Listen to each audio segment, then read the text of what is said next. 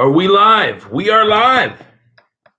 What's going on, everybody? Ryan Thomas here live once again for another edition of the Thomas Take Sports Podcast. People, I apologize right out of the gate, right off the bat. I want to apologize for a few things, actually. Point number one being that I was supposed to have Travis Wingfield from the Locked on Fins podcast. We had some scheduling conflicts. He couldn't come on. I couldn't get it, in order. And I couldn't get him on, which really sucked. But I know today I won't have a guest, but I will be putting on a good show for the viewers and the listeners for the Thomas Take Sports Podcast. So, that being said, let's get right to it. The headline of the day is that Josh Allen is signed. I also want to apologize for another fact inside of this podcast episode. There will be some moments in this podcast where I do clear my throat. Yesterday, I went to a rock concert, Godsmack and Shinedown, and I'm using, the miracle worker that is water to get my voice back. But earlier this morning, my throat was completely closed. I rocked so hard last night and had a good time. So Godsmack, one of my favorite bands, Shinedown, one of my favorite bands. To see them in one show was pretty cool at Darien Lake. A lot of stuff coming up for the podcast, actually, as well, not just in this episode, but down the road. August 26th is the first Thomas Take Sports Podcast fantasy football season. A 10-team league, 2 quarterbacks, me and 9 other lucky individuals that will join me in the league this year, and actually be a part of the podcast from here on out. So I'm very excited about that. Very excited about the future of the show. Per usual, I had Brian Full throwing some trash talk at me, saying that this was going to happen and this was going to happen. Said, got a bunch of people coming for that Thomas Take Championship. Looking forward to playing with other guys that actually know what the hell they're doing. Ryan, I'm coming for you. Don't be scared, homie. Then he posted a picture of this undisputed championship belt. Hey, they don't got solid gold on this shirt for nothing. I'll be right back, actually. Let me check something real quick.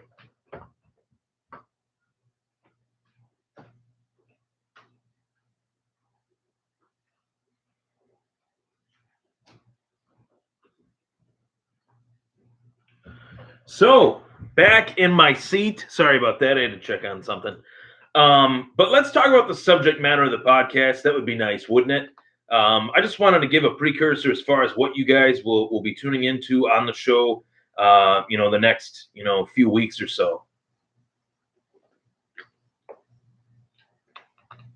So the topic of discussion is that Josh Allen is signed, sealed, and delivered. And I knew for a long time that this was going to happen. I had no doubt that this was going to happen. I had every reason to believe that this was going to happen. The only thing that a Buffalo sports fan had to do as far as digesting whether or not Josh Allen would sign with the Buffalo Bills would just be to listen to 2 minutes or less than 2 minutes of an interview in which Josh Allen, was at the podium in the AdPro Sports Center, Buffalo Bills Fieldhouse. He seemed very elated to be here. It's a perfect fit. I've talked about that, which was why I had Buffalo mocked for Josh Allen, or Josh Allen mocked Buffalo, I should say. And it was one of the many reasons why I thought that this would work, pre-draft, post-draft, and especially now that he is signed with the Buffalo Bills, a 4-year deal. Do not have the terms on that deal quite yet. If you look at where Baker Mayfield, what he got $32 million guaranteed. It's Saquon Barkley got $32 million guaranteed. Being that the pick structure in the CBA is 1 to 5, and then 6 to 10 or 6 to 11, and it goes the echelon in terms of the tiers of money that these guys get. I would assume that Josh Allen will get in the neighborhood of 20 to 25 million for 4 years. Maybe 28 if we're really being expensive. We'll go that route. Either way, I'm very excited for the future of this kid. I've talked about it a lot. I've talked about it pre-draft, during the draft, and obviously post-draft ever since on this podcast. He's a guy that I think will fit in here like a glove. I think there were a lot of reasons why they didn't take Josh Rosen. And one of the statuses that I posted today, bright and early on my Facebook, there are 3 groups out there. One of those groups is the pro Josh Allen group, the pro, McBean group. That's me. I'm in that group. I endorse Brandon Beane and Sean McDermott, and I was pro Josh Allen. I really liked Josh Allen as a player. Depending wherever he went, I thought he would do pretty well.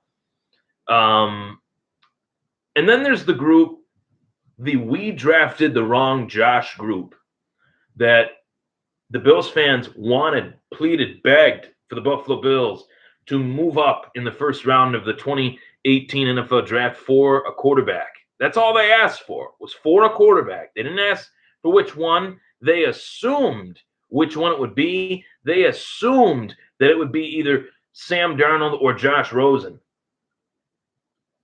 In asking for the Bills to move up, they assumed who it would be. Little did they know that the Bills had a plan to move up the entire time for Josh Allen. And that's part of the draft process that none of us know. None of us can claim to know it. We don't know it. We don't know who these teams truly view as the right fit for this team or for that said team. And in this case, the Buffalo Bills.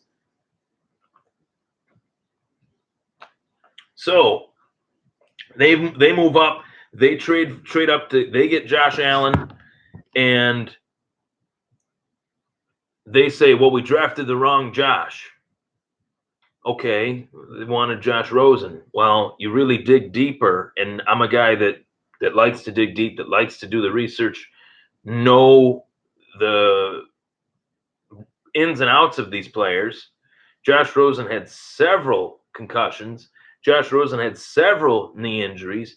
Josh Rosen had several elbow injuries. And Josh Rosen has had several non-endorsements towards him, most recently coming from his actual college football head coach. So there were a lot of red flags with not Josh Allen, if I said that, I'm sorry, Josh Rosen. With Josh Rosen.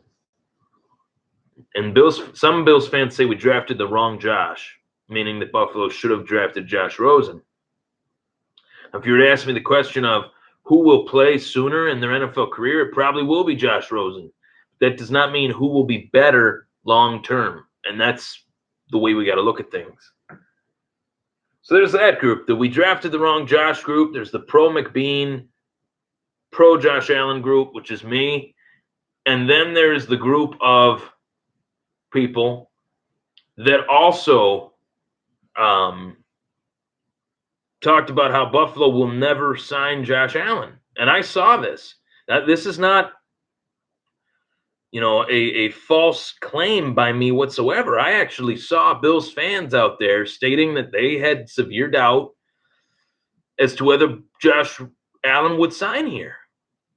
And I had no doubt ever at all. And it's funny because the spoiler alert of this whole discussion is that the Josh Allen group, the we drafted the wrong Josh group, and the we are never going to re-sign Josh Allen group or sign Josh Allen group are fully consist of the same people.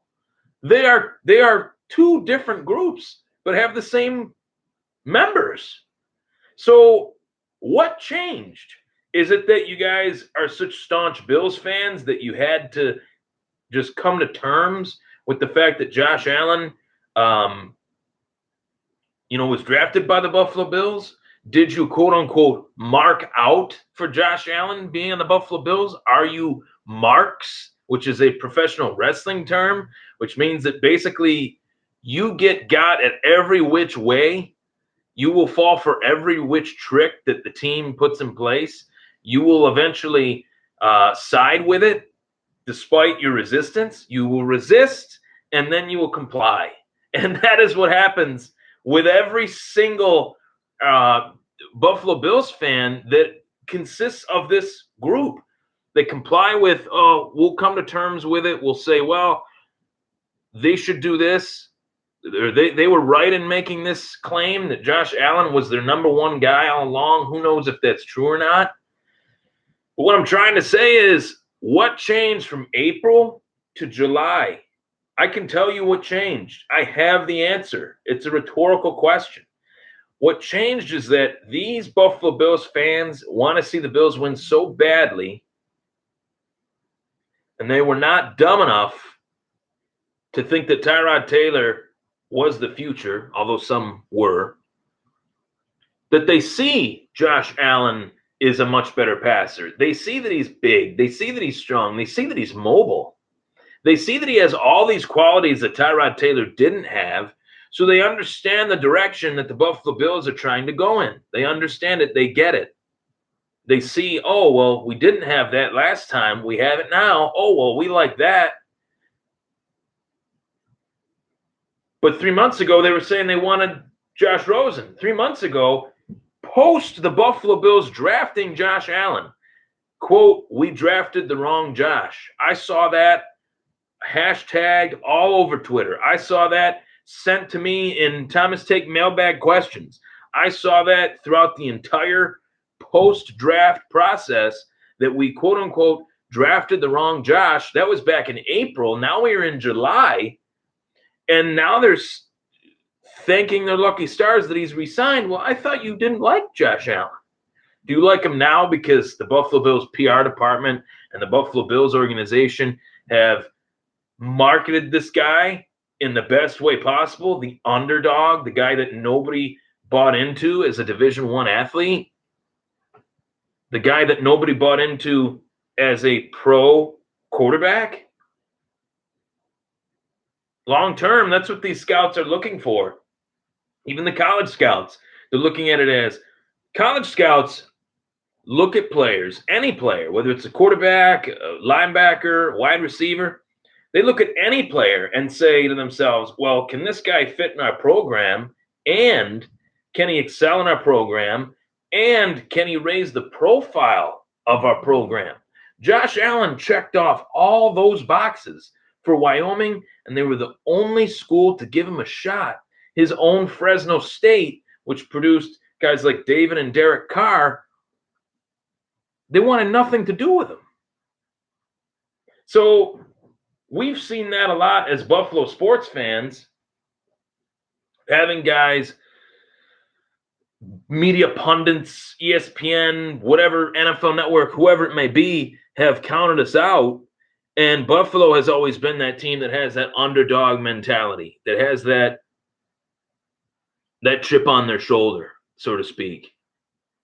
And I think Josh Allen fits in with that like a glove. Maybe Josh Rosen, the debunking of my theory of whether a guy's a fit or not a fit, one could definitely debunk it by saying back to me, and this is something that I'll offer the listeners and the viewers, is that as long as you win, the fit or not a fit will take care of itself. Josh Rosen came here and he won, then he would be a fit. Josh Allen comes here and wins, he's a definite good fit, and he'll win over the entire fan base. You know who wasn't a fit here? Jim Kelly. He wasn't a fit here either for a time. Now the Buffalo Bills and Jim Kelly are like peanut butter and jelly. They cannot be separated. You can't have just a peanut butter sandwich. You can't have just a jelly sandwich. In a pinch, maybe. But you have to have it peanut butter and jelly. If you get both, it makes a solid combination. The Buffalo Bills and Jim Kelly, peanut butter and jelly. And thank God, thank the good Lord that Jim Kelly is doing all right. went to the doctor, had extensive tests, and as I posted, the doctors discovered that he is now 3-0 against the ultimate team, cancer. It is the nastiest defense that Jim Kelly's ever went up against. And I'm not saying that in a joking manner. I'm saying that in a cancer is hashtag F cancer, because it's affected everyone that I know, including, family members of mine. And it's a shame that SB speech had to happen. Jim Kelly said it best. He said, in order to win the Jimmy V Award, you got to go through some messed up stuff, and he did. He has, and I'm happy to say that for him, hopefully those days are over, and he can just live his life with his family and enjoy his the rest of his life. So, got a little choked up there, but I think that back to the discussion of Josh Allen. I never had a doubt in my mind that he was not going to resign here. And for the life of me, I don't know why Buffalo Bills fans do this to themselves. I don't understand why they constantly have this perception of this negative cloud hanging over the franchise. Every which way you look, every single offseason, and I talked about this on the audio version of the Thomas Take Sports podcast, every which way you look, pre the start of the season, there are negative, irritating, annoying Bills fans out there that are just negative and love to hate. And I will call a spade a spade. That's what this show is all about. I will criticize the Buffalo Bills when needed, when necessary. Keyword necessary. But you asked the Buffalo Bills to move up to take a quarterback. They did. Just because they didn't get the one that you wanted, they didn't draft the right Josh group. Tough shit. I'm sorry. Tough shit. You're not calling the shots. The two guys that have proven themselves in one season to have revitalized this franchise and changed the culture of this franchise, Brandon Beane, Sean McDermott, felt as if Josh Allen was the right fit. And then for the other group, we weren't going to re-sign Josh Allen. I'm worried about that. Hey, we did. What's next for you? What thin silver lining playbook will you call? What play out of that playbook will you call now to hate on? Will you say, oh, well, LaShawn McCoy is a woman beater, even though there's no evidence at all that he had anything to do with that matter in the slightest? None. None that has been presented. Or will it be, well, we still don't have an answer to our quarterback situation? Take a look around, guys and girls. Take a look around the NFL right now. How many teams actually have a true answer at the starting quarterback position? Even guys like Jameis Winston and Marcus Mariota, the jury is still out. Even guys like Jared Goff, the jury is still out. Even guys like Pat Mahomes, Mitch Trubisky, the jury's still out. Granted, they were drafted a year ago, but the jury is still out.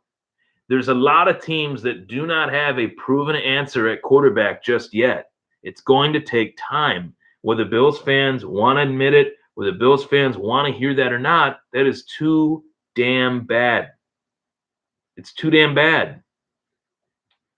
What will they do with themselves when the Bills turn it around? When the Bills have Sean McDermott still and Brandon Beane here for the long haul, the two guys in niche like this, twisted together like a pretzel. What will they do then? When the Bills start winning, when the Bills start proving that they're one of the better teams in the AFC, that is coming. That will happen within the next 2-3 years. You better believe it.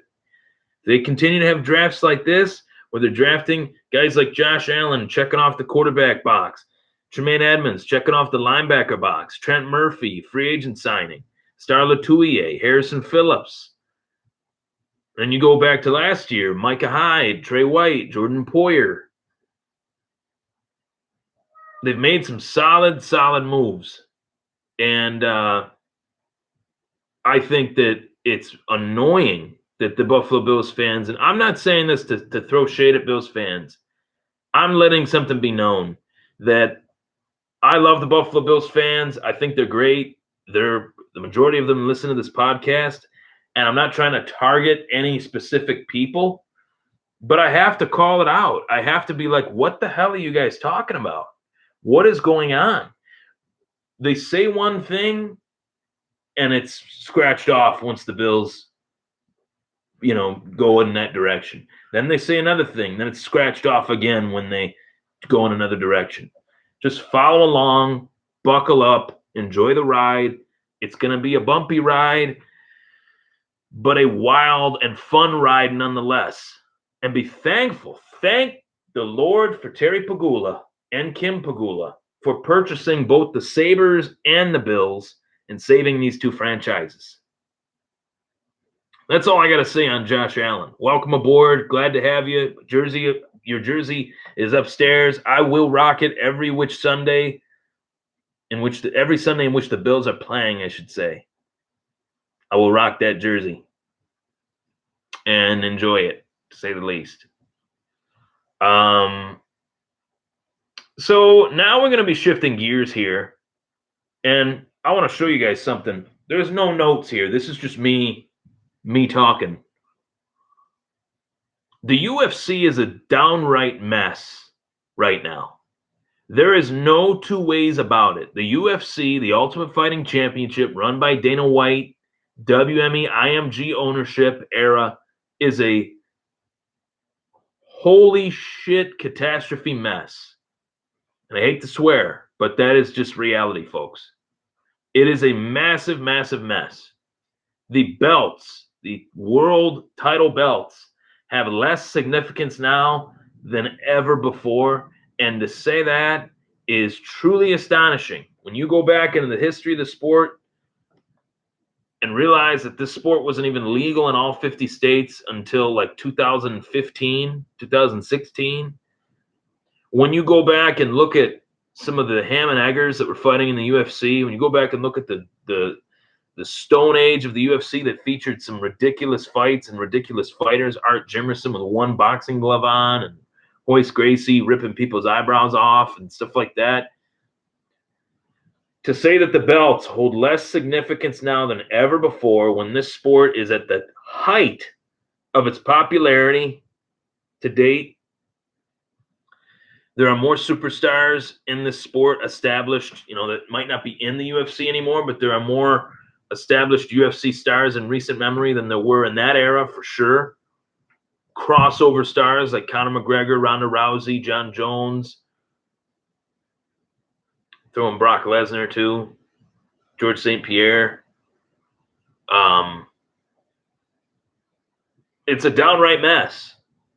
And I want to start off by talking about a topic that was released last night, that the UFC has decided to put Tyron Woodley and Darren Till in the cage together for a world welterweight title fight. And I have a huge problem with it, a massive problem with that, to say the least.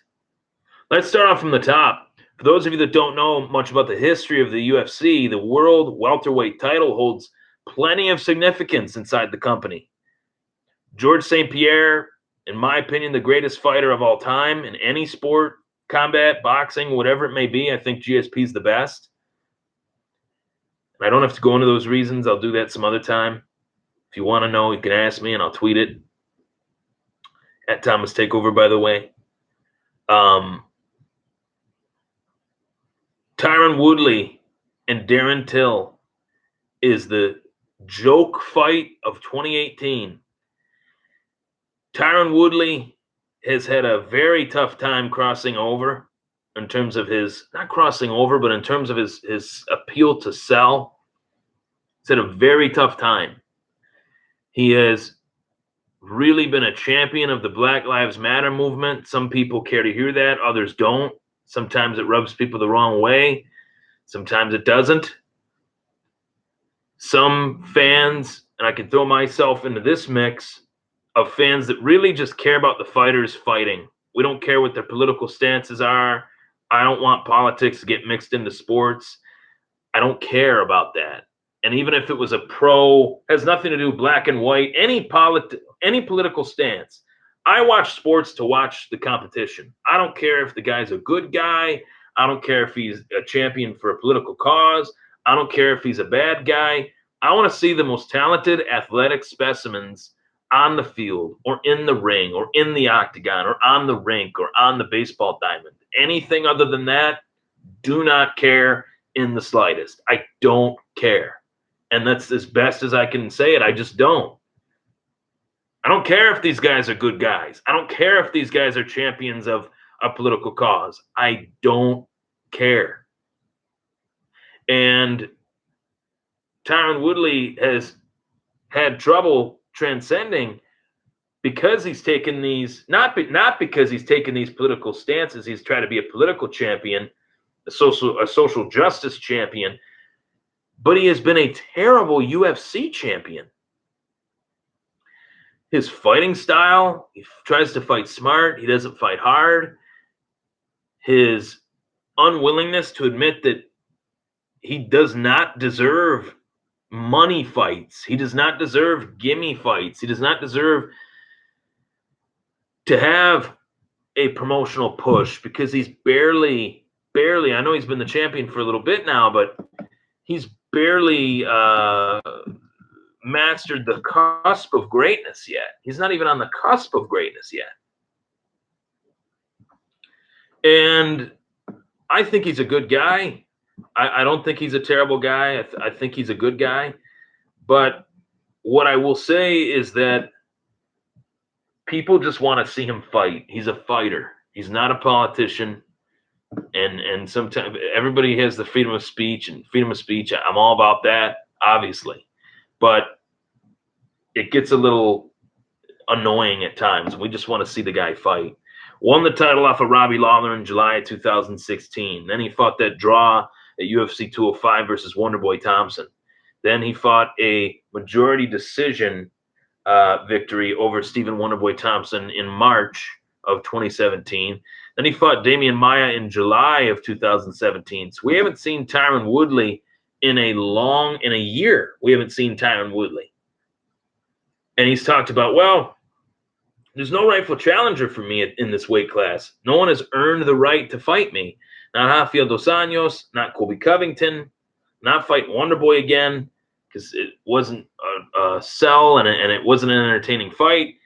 So the UFC takes it upon themselves to say, well, let's put these two guys together, meaning Rafael Dos Anjos and Colby Covington, and whoever comes out on top is granted the next title shot. Colby Covington, the underdog, in my opinion, comes out on top. I picked him to win, but comes out on top on that fight in dominant fashion, displayed a great game plan and style to combat Rafael Dos Anjos, just pressure in his face for 25 straight minutes, being that it was an interim world title fight, which the UFC loves to put on, and I'll get to that a little bit later. But that fight was a masterful performance by Covington. I thought it was the breakout performance of the year so far. And it was the precursor to an amazing rivalry that would have worked wonders for Tyron Woodley, and that would have worked wonders for Colby Covington, and most importantly, would have worked wonders for the welterweight division and the UFC as a whole. And let's be honest, as I've written about on myfantasysportstalk.com, the UFC is in desperate need of pay-per-view buys. Desperate need of pay-per-view buys. And Tyron Woodley is in desperate need to sell. So we, the UFC fans, the MMA fans around the world, think that Tyron Woodley and Colby Covington is definitely next. There's no doubt, right? Wrong. Colby Covington says that he has an injury, that he has to take time off. Dana White says, well, we gifted you a belt that's not even the real belt. we have to take it away. That belt is just a title shot, Chip. It's the number one contender's belt. You are next. Your next fight, when we tell you is your next fight, is your next fight. So we can't. We are telling you now that we're going to do this interim title. We're going to give you this interim title shot. If you do not meet us in the cage, or if you do not meet us in the cage versus Tyron after that, then we're taking that title away, that interim number one contender title. And that's exactly what is going to happen. According to Dana White, moments, right when Tyron Woodley and Darren Till lock horns, that Colby Covington interim title just goes poof into the dust. We only have it as a memory that interim title fight was a nothing. And I think that that's a real joke, and it shows that the interim titles have no relevance at all in this sport. And this is the second time that this has happened this year. You go back the beginning of the year. Was it the beginning of the year? Maybe it was the end of the year. Whenever Brooklyn was, UFC in Brooklyn. Tony Ferguson slips on a wire. He can't compete. They bring in Ally Quinta. Whole thing was a huge mess. And Tony Ferguson, the interim champ at the time, gets hurt. So they take that interim title away from him, being that the Ferguson-Khabib fight was for the unified lightweight title. They take the interim belt away from Tony, being that he wasn't fighting on that date. And Khabib versus Ally Quinta duke it out for the world lightweight title, and Khabib won pretty handily, per usual. So the interim titles are a real crime to the sport. They do nothing but cinch who might be the next contender. And I say might because Colby Covington was a slam dunk number one contender.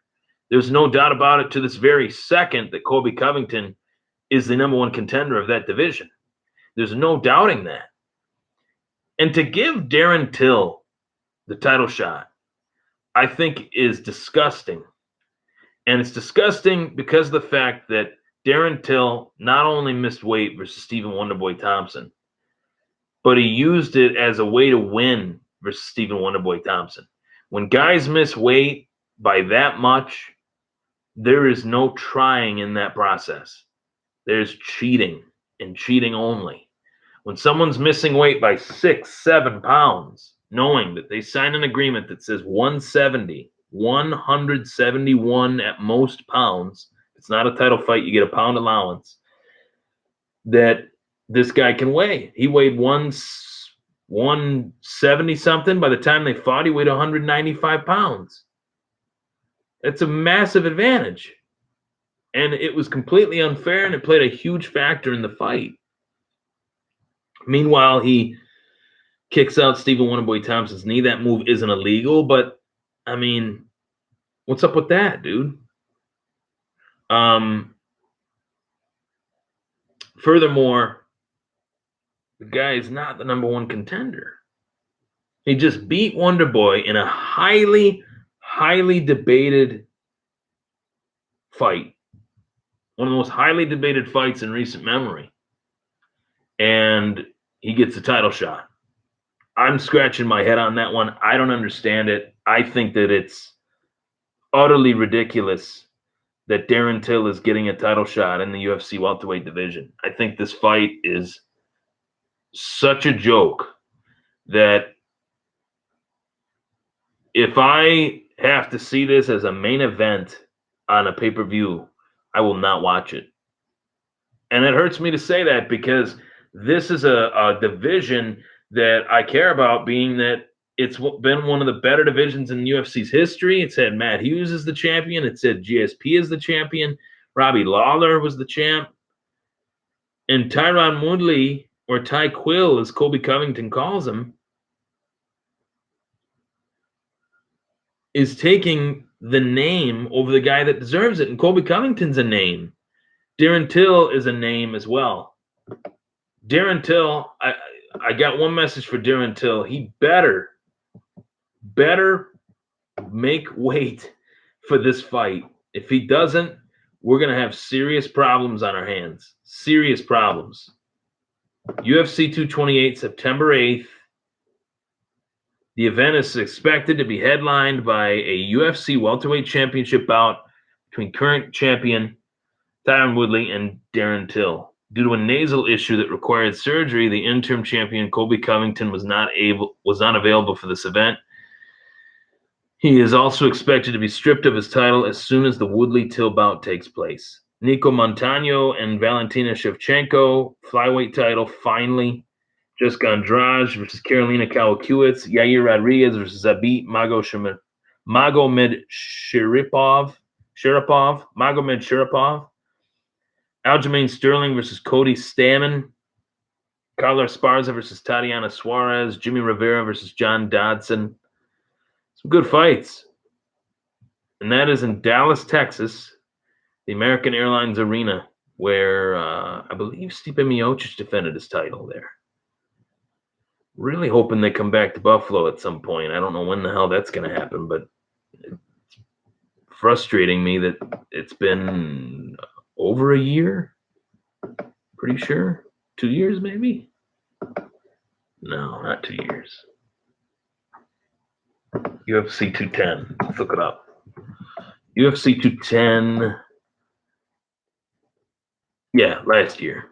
So, but to say the least, I'm annoyed. I'm annoyed that there's a Josh Allen hater group out there. I'm annoyed that there's a we drafted the wrong Josh group out there still. And I'm annoyed that there were people as recent as a week ago saying that Josh Allen would never resign, and lo and behold, he resigns.